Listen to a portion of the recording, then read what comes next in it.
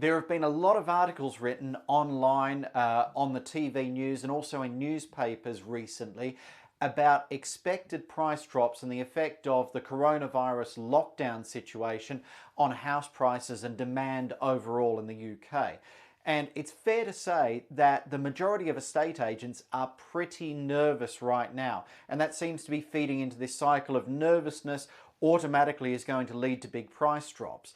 Well, I'm not entirely sure that nervousness is going to lead into big price drops automatically, because a lot of the demand factors that were there previously remain there in the marketplace as well. Although potentially there may be a little bit of a dip in demand, because we know that house prices are very subject to consumer confidence overall, and ultimately the longer these COVID-19 social distancing measures stay in place, the more consumer confidence is going to be hit.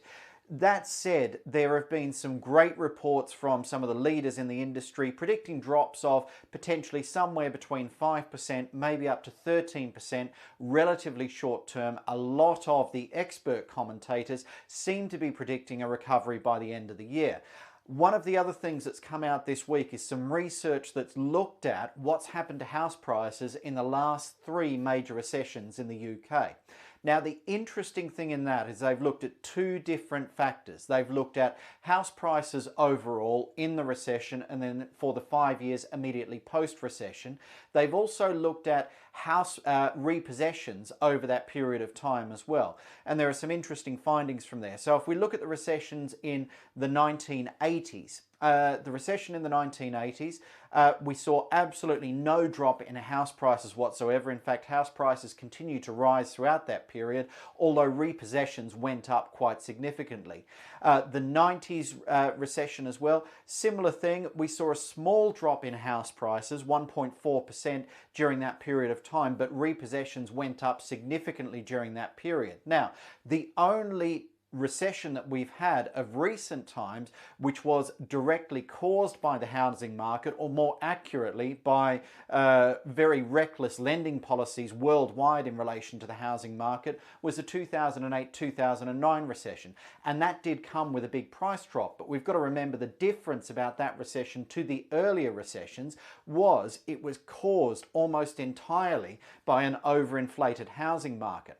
In that market, repossessions also rise significantly. So what can we learn from this, looking at some of the things from history? Well, it looks fairly likely that as affordability issues become a problem, repossession cases could rise. So that is something that may very well happen in common with previous recessions. However, I don't think there's evidence yet that there will be a definite and prolonged price drop. There may be a short-term hit, as I mentioned, in consumer confidence. Some people who haven't been able to effectively market or agree deals on their properties agree to quick sales and fire sales, which may affect the market short term. But supply and demand still says that there's not this big evaporation in terms of the need for housing in the UK overall. So big price drops, also sustained long-term price drops, look relatively unlikely. But repossessions could potentially jump as a result of this. The only thing weighing against the argument for repossessions to jump at the moment in the short term is the amount of support that the government has put into play to try and get people through this coronavirus crisis without there having to be large-scale redundancies, without there having to be large-scale repossessions. So we think about the furlough scheme, self-employed scheme, we think about coronavirus business interruption loans, also the government grants that have been put in place.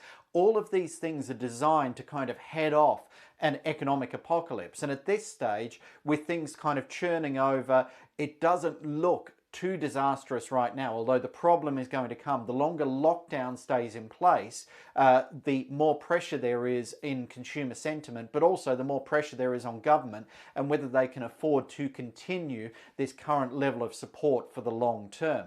Now, if you want to position yourself to be able to grab the opportunities that are coming in the best way possible, we're here to support you. We offer coaching, we offer training, we offer resources in order to make sure that you can jump on these opportunities as they come through. Because whether it's increased repossessions, providing some more stock available in the marketplace for you to purchase, whether it's other people being nervous and not entering the marketplace and you need some strategies to be able to grab those opportunities as they come through, or whether it is some some nervous sellers, and you need to know how to sensitively deal with them at this point in time, because you don't want to come on too strong.